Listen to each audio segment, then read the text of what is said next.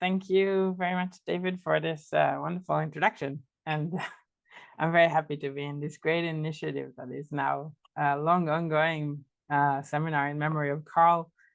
I do miss his voice. So I think it's a great time. Like you said, I study dynamics of large neural networks, and I think it's a great time to do this because there's such a wealth of data about the neural activity. And if there's be one, kind of a conclusion of this talk, I hope that I think it's important and very enlightening to study neural dynamics from the perspective of what I call network dynamics. So this is not just considering the large statistics and so on, but really the dynamic, the ensemble dynamics of these networks. And I'll start with one aspect of this kind of wealth of data, and that's our current ability. I mean, the experiments working very hard on this, the current ability to understand the structure in behind neural connectivity, how they connect and how these networks form, what structures these type of networks form. And so I kind of gave you the spoiler in the title, which I'm going to talk about assemblies. So we see neural clusters, meaning neural assemblies that are strongly connected across the brain, and this is more and more evident. Here are just 3 examples of such dynamics. So first, here's a reconstruction of dendrites in the inferior olive of 6 neurons. These are the black dots, and they have very tedious work of reconstructing all the connections among all the dendrites of these particular neurons, and you really nicely see how they come together to form such highly cluster subnetworks coming together. And here's just another example. This is from the Hebrew University, from the Blue Brain project, where Eyal worked very hard to figure out the clustering coefficients of recordings in part of a cortex of a mouse. So they worked through the details of connections of all the neurons in the subcortex, and we see that they found that there is high local clustering. So there's above average amount of connections between neurons that are also connected among them. And last, but very much not least, because we'll stick to this example, there are neurons responding in the visual cortex to different gradients. And we see that the different subgroups are responding to different degrees of gradients, but most importantly, these neurons were found by activating a subgroup of these groups. So they have activated subgroups of neurons responding to particular gradings, and they saw another subgroup of neurons responding to this activation. In other words, neurons responding to similar gradients in the visual stimuli are also relatively strongly connected, and they activate each other. So I can continue these examples for the whole hour, but we want to do something with them or understand them, so I'm gonna keep going. Before I kind of dive into the talk, I want to say thanks for the people who worked with me on the main project that I will present today. And these are indeed Luca and his student Nikolai from the University of Oregon. Like David said, I was shortly a postdoc there, and to Dan Lockney that have taken me in through this COVID-19 emergency fund, and it became an long ongoing work together. So if we put the assemblies aside for a second and start from a different motivation, we go back again to the wealth of data and the large amount of neural recordings we have. And this is a study that shows basically activity across neuron that includes very diverse timescales in these neurons. So they recorded from 99 neurons in the orbital frontal cortex, and there are actually more example in this particular study. And they looked at spontaneous activity of single neurons, and what they've seen is that the time scale of the recorded neurons is very diverge across 3 orders of magnitude. And the reason why we looked into this study was because it's a bit difficult to explain this diversity of timescales from the single neuron perspective. These are all neurons with very similar biophysical properties, and there are no significant input that we are aware of, and the ability to generate such diverse timescales was puzzling to us. And what we offer is a network solution to this puzzle, right? So just to kind of be clear for the rest of the talk, when I mean a neural timescale, I mean the time it takes the autocorrelation of that neuron to drop. And so they calculate the autocorrelation of the spiking rate, and they looked at, in this particular study, they look at 1/e of the autocorrelation, but it doesn't change the scale of things. We look at half, but really the idea is that it's a typical time scale. It takes the rate to change. So that's kind of for the rest of the talk.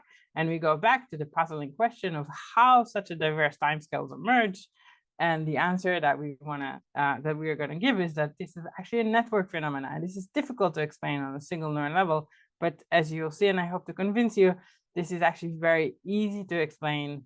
It's difficult to explain on a neural level, and this is easy to explain at the network level.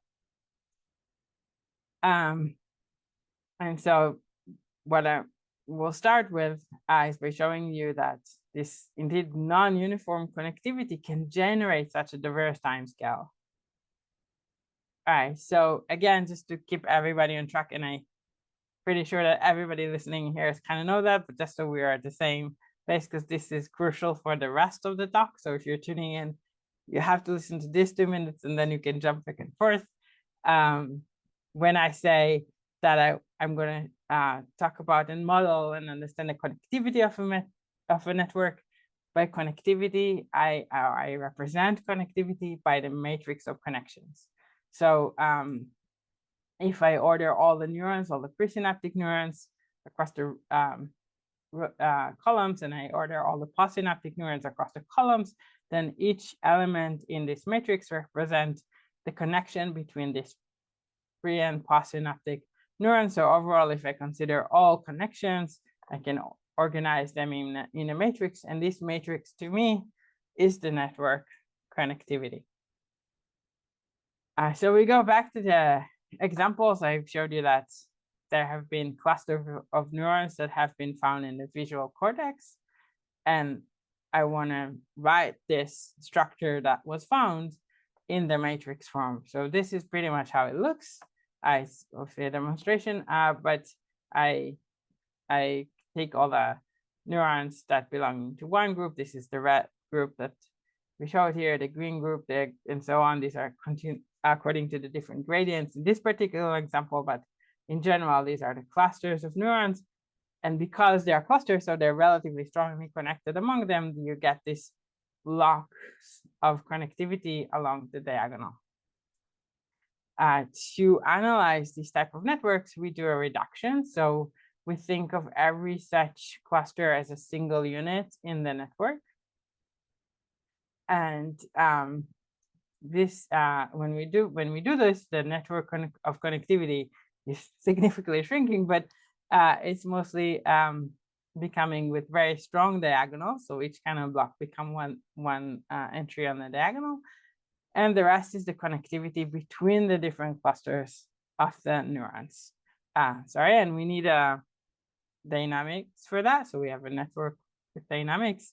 So we take the classic rate dynamics, except now because our units are clusters and not neurons, then they have self-interactions. And these are the diagonals arising from these blocks. So each unit, a cluster unit, has a strong self-interaction, and the rest of the network, the other clusters, are driving it with a connectivity that we assume is, these are randomly collected variables with zero mean and variance 1/n for the people who are interested in that. But what's important for me to say is once we do that, actually we don't worry about keeping Thay's laws anymore, because this cluster is actually in the full biophysical spiking model that I'll show you. These clusters are actually exciter and inhibitor clusters coming together. So on average, each such cluster can have either negative or positive influence, exciting or inhibiting influence on another cluster. So this actually solves also the Thay's laws problem.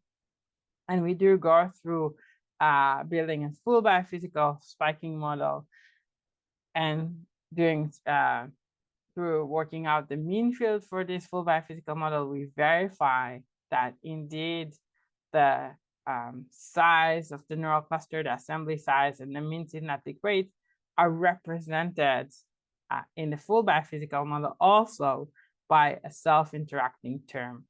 So we kind of go through the equivalent between the rate model that I present here and the full biophysical spiking model. And actually, I'll go back to the spiking model towards the end and expanding about the equivalency between these two models. But for now, we'll stick to the rate model because it's very enlightening, and you can do a lot of analysis on the rate model that you can carry onto the spiking model.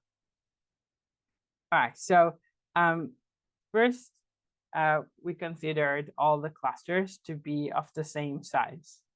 So they all have the same self-coupling, and they all have, therefore, the same self-drive. And if you consider a mean field for this type of networks, then there's all units are equivalent, statistically equivalent, and you can replace the network with the mean field that represent correctly the network. So you have one particular drive, and in this network, because all the units are equivalent, there is one time scale for the network. So this is still not answering the initial goal of the talks that I presented, and why do we get multiple time scales emerging. But considering this single time scale and the type of network is still a useful exercise because it includes the intuition of what goes on in this type of networks.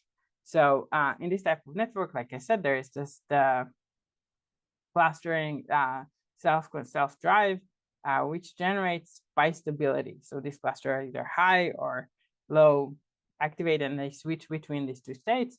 And the network kind of drives the dynamics, the chaotic dynamics. And indeed, you see that in activity. So here are 5 examples of different clusters and their average firing rates. And you see that over time, they switch between high and low activation, and the network kind of drives this switch and so on. We went through studying these networks according to these 2 parameters, the self-coupling and the network gain, the network strength. And we indeed see that, if the network is strong, you get a very strong chaotic activity. And if the self-coupling is strong, you get a strong switching between these high and low states. And eventually, these clusters, if the self-connectivity is strong enough, they run into fixed points. And we show that you can have exponentially long transient with exponentially large fixed point attractor. And this was interesting as we study, the properties of these fixed points and so on. And I know other groups have done this afterwards as well. But for us, for the purpose of the talk,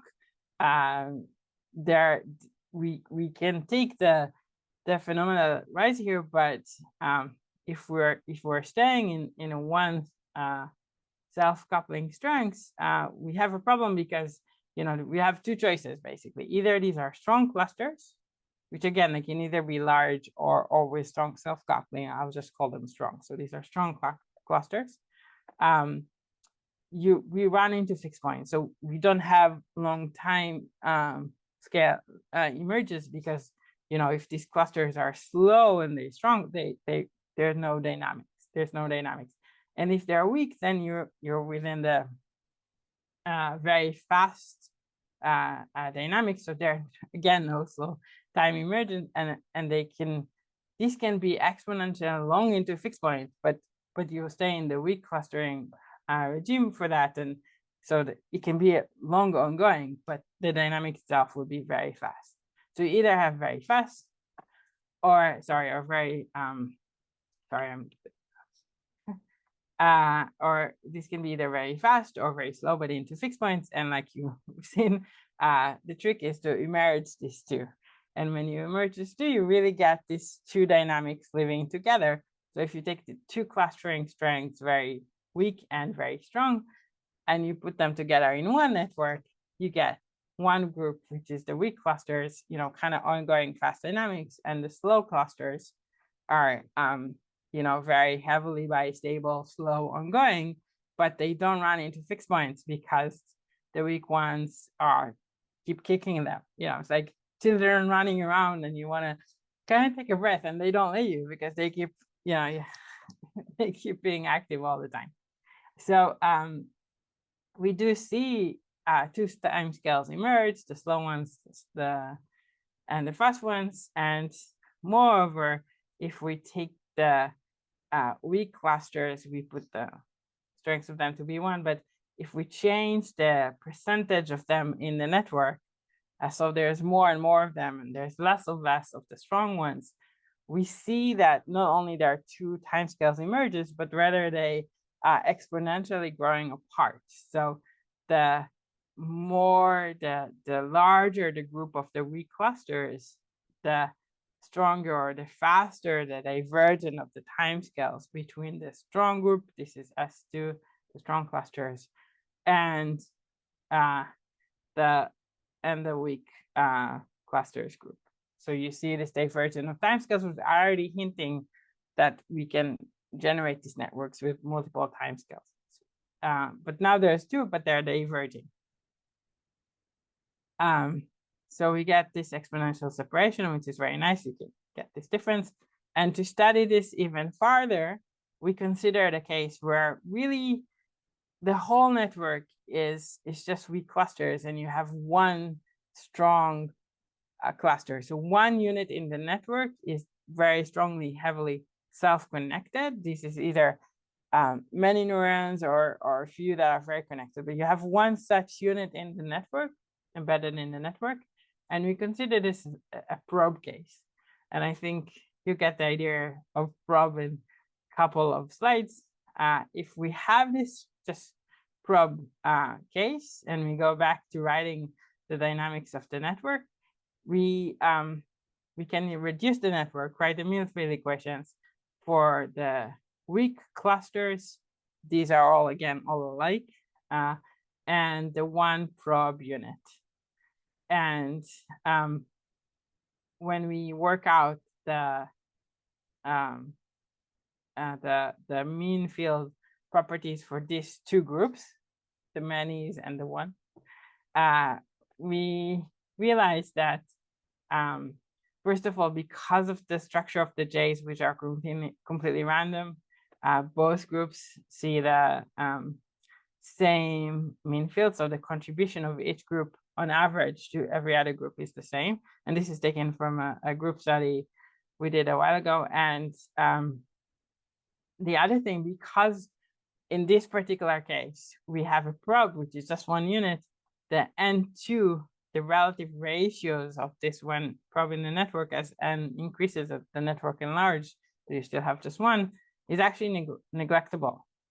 So really there's a network driving one unit, and that's why we call it a probe, because you can separate the activity of that probe from impacting the network if the network is large enough. All right, so to sum up this case, this is a network where you have a network drive, which is driving one particular probe, and there is a single mean field for all clusters. This is actually true. No matter how many cluster sizes you have, there's always just one mean field giving the structure of J's. And in this particular case, the network drive is actually self-consistent with only the weak clusters. So the network, so you can solve the case of one particular size of mean field, which we're already done. And the solution for this mean field is what will drive this one strong unit. And actually, the trick is that because this network is defined by the weak clusters, and this is one unit running inside, so this is really a probe of the effect of the network, one can consider this as a noise. So this is just a colored noise, right? It's correlated because this is coming from a network. And we can go ahead, and consider this the results of the probe. Now, it was important for us to show that this is not just the result of the self-coupling. So the network drive here is important, and that's why the title.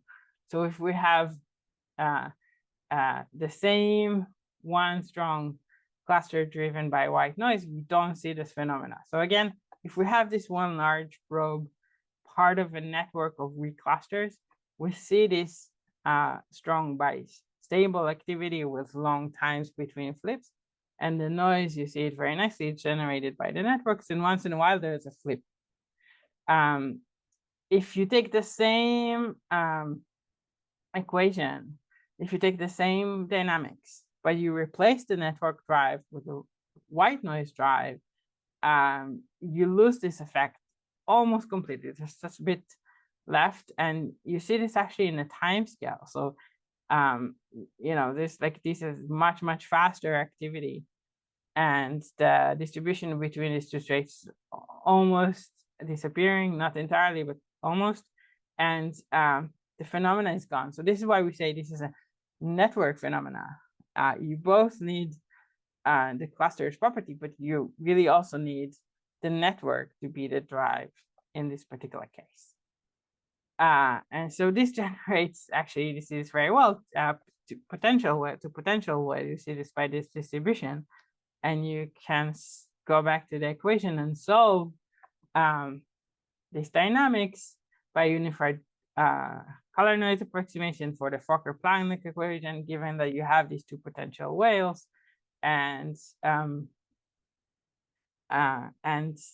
you can calculate the times between the flips, and that these are indeed the typical timescales of that probe dynamics. So you kind of follow this recipe, which we have adapted for neural networks, and you can find that in the paper in much details.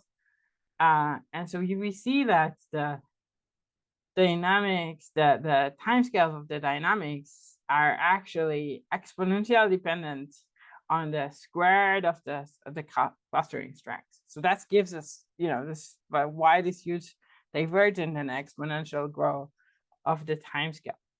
So after we see this analytically, of course, we've verified it. We've changed the strengths of this one probe unit, the strong cluster, and we solved by a simulation and mean field, and also compared it to this analysis, and we see very nice fit. And you see that the white noise approximation with this solution, of course, is just not competing in this in any possible way. All right, so we solved the case of having really two clustering strengths. One, the network is very weak clusters, and one very strong cluster, or just many. But you really can take a distribution of timescales. You don't have to confine yourselves to two. And so if you take multiple strengths of clusters and you build such a network from some long tail distribution, you get very nicely a long tail distribution of the timescales as well. And colored noise approximation, even though it was developed for a probe case, fit this case quite nicely. So it's a good capturing of this. So one, we see a distribution of timescales. So we're getting closer to the recordings in that sense. But we also see a relation between the timescales and the strengths of clusters. We see this exponential decay. Stronger clusters as lower timescales. Sorry, and I should note that the distribution that you see here of the timescales is extremely confined by the problem. So, if I have too many strong clusters, the network runs into fixed point. If I have too many weak clusters, I don't see these timescales. So the shape of this of the timescales is extremely constrained in this model, and the spiking model as well.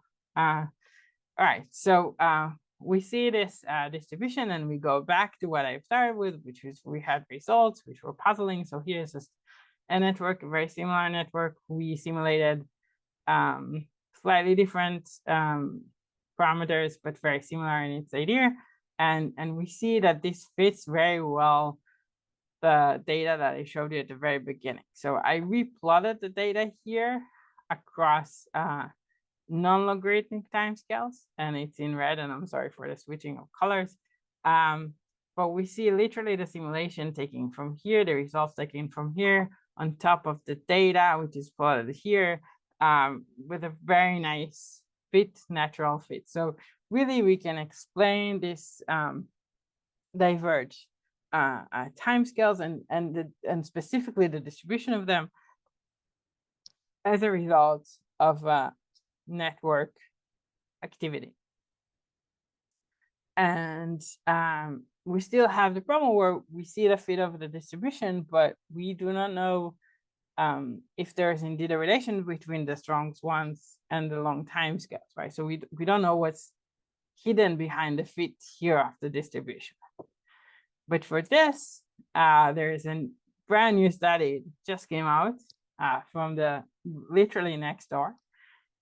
So at the Ziri lab at Rockefeller University, they have recorded from a mouse cortex, and they have managed to record roughly 1 million neurons. It's crazy. And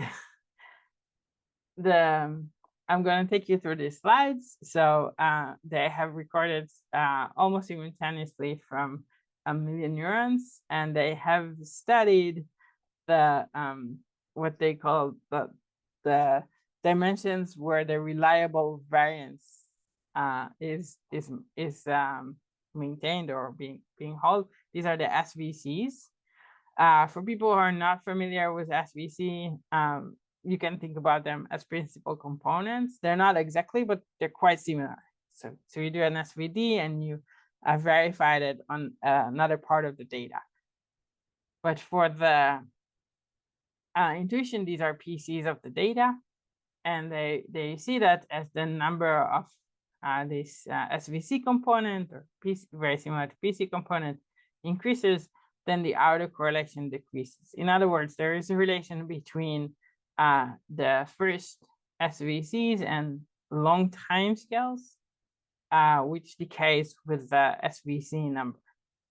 Now, for us, of course, we said also something about the connectivity. So we see very nicely that also with the decaying of the number of SVC, the clustering or the localization in this particular case is decreasing as well. So there's no connectivity here, but if you remember the very first slide that I showed you, we know that there is tight relation between localization and clustering. So this is an indication for a possible relation between long time scales and clusterings of neurons. We see this through the localization of neurons that bring rise to long time scales. All right, so we're gonna shift the gear just a bit. I promise you to go back to the spiking networks, and this has been long studied by Ashok and Brent, but many others, I have to say. In this clustering spiking network, you have a full model of spiky neurons, and the groups of the excitatory and inhibitory are now cluster, so there's the balance remain. And indeed, you see very similar phenomena. You know, the large clusters are active or relatively quiet for long time scales. And as the cluster shrinks, or the average strengths of connectivity among them shrink, you know, they get into a faster time scales. We wanted to really see the connections. So we plotted the time scales versus the self-coupling, and we see very nicely that the best fit is again given by the log of the timescales to the self-clustering stress squared. So the relation that we worked out through the analysis of the Calodoris approximation is remained. And to compare these networks, we do another step, which is to look at the eigenvalues of the connectivity matrix, right? So I presented the connectivity through a matrix, and we can study this matrix. And we do this for the spiking network as well. And when we do that, we see that the eigenvalues of the network as a whole has this big set of eigenvalues, but more importantly, that it has few eigenvalues that are very strong sitting on the real axis. And these eigenvalues are representative of the clusters. So we go through the analysis and we show that they are representative of the clusters dynamics, and they're the one that dominates the network. I'm not showing you the picture of the rate models. It's quite similar, and the idea remains the same, right? So in both type of networks, the rate model and the spiking model, there are strong eigenvalues that dominate the dynamics, and they are the one that relates to this slow timescale switchings. And of course, all the mess around here is related to this fast ongoing dynamics. And I have to say, given the robustness of this phenomena and across model, my intuition is that this holds for many other biological networks and not even necessarily neurons, so like genes, regulations, and stuff. But it's not my expertise, but that's my guess, toying with this type of networks and kind of getting the intuition behind them and why they work. So this is a very, I think this is a very general phenomenon. The other thing that I want to consider, which again, a different shift of looking at things, is actually the way the network responds to input. So far, all I've talked about is intrinsic dynamics. But if I want to consider external dynamics and input, I want to understand how the network responds to it. And we indeed see a relation between the clustering strengths and the response of the input. So weak clusters, they entrain well very high frequencies. You see this in this elevated response on the frequency scale, if we put an input with many frequencies inside. But the strong clusters entrain well slow inputs, and so there's modulations between the fast and the slow inputs and how each different cluster respond to it. And you see this modulation changes with the strength of the cluster. So the stronger the cluster is, the modulation shifts quite in a lower frequency, as you expect. And again, there's a relation to the strength of the input. So with strong inputs, the inputs kind of override the cluster's properties, and not much is changing across the strengths of the clusters. But with a small input, the cluster strengths matter much, and there's strong entrained for slow input that are relatively weak. So we think this is the mixing and a training of different inputs according to the properties of the clusters in quite an intuitive way. So this is kind of conclude the first part of the talk, and I realize this is the main part of the talk, and also I almost finished my time. So I just want to say something like 5 minutes about the second project, which is looking for the same. I think about looking at the same thing, but from the other side of the coin. So I want to consider the clusters, the neural assemblies, actually by their responses. So by the dynamics. I start from the connectivity. Now I'm looking at the other side of the coin, so I consider the dynamics. And this example is great because there's both, these neurons are both nicely corresponding to the same stimuli, but they're also strongly connected, or show that they are strongly connected. And this is phenomenized across the cortex. So there are many neural assemblies. These are the ensembles that are responding together to similar stimuli. And another manifest of this phenomena is, here are recordings from piriform cortex. So here are different neural ensembles through this calcium imaging that are responding to particular odor, and each particular odor has a different set of neural ensemble responding to this odor. And these responses are very robust. So for example, in odor world, if we change the concentration of the odor, the cells that are responding remain almost similar. And so we wanted to ask, how this is possible. So how come there is a bias for a particular odor? Something is changing, but in the properties for this particular odor, but the responses almost remain constant. So how this is possible? And the answer, and again, there's this clusters of neurons, these ensemble in this particular case are tight excitation and inhibition clustering.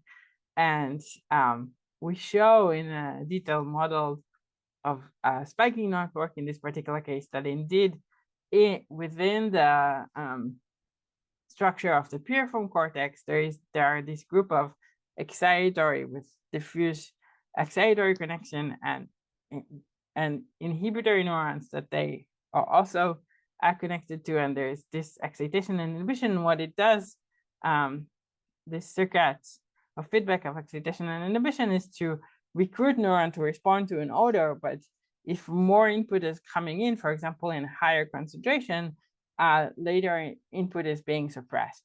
So the excitatory respond to this to an odor, but the inhibition is by this excitation. This inhibition is responding to inhibit more input that is coming in, leaving the response the same. And so, like I said, we wanted to consider it for other phenomena. And here's another phenomena that one can think of. And this is the idea here of one particular odor being important for some reason. For example, for attention or anything else. And there's an input coming in from top down. This input doesn't change much. It's a subthreshold top-down input, but it makes this odor different from others in the sense that there's more response, there's more sensitivity to input for that odor. But again, we want the responses to overall remain the same somehow. So on one hand, this is more important. On the other hand, we want to see constant responses.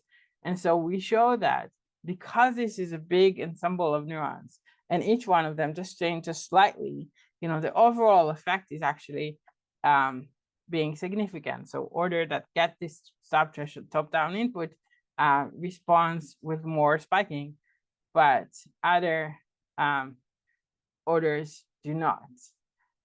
But on the other hand, again, all the responses are almost alike with slight changes. So you manage to have this like slow change, but just a little. And this is due to the ensemble and the inhibition being recruited and so on.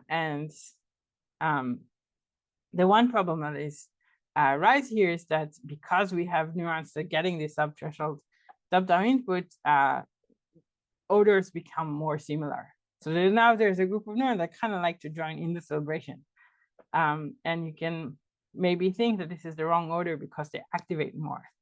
And so the last sentence I'm going to say about it is that we show that again, by having these neuron ensembles, which we could feedback, now not internally, but externally, back to the input, kind of closing the circles of ensembles activating input, we managed to solve this more similar problem and make them again dissimilar. And actually from the activity, so we know how the circuit is expected to behave, we can figure out the type of connectivity, so how these ensembles become clusters and what are the properties of these clusters, to infer an expected connectivity structure for this particular system circuit. All right, so I think my time is pretty much up. I thank the funding that I've received over the years and all my different long list of already collaborations that have worked with me across the years, and I will answer questions, I believe, now.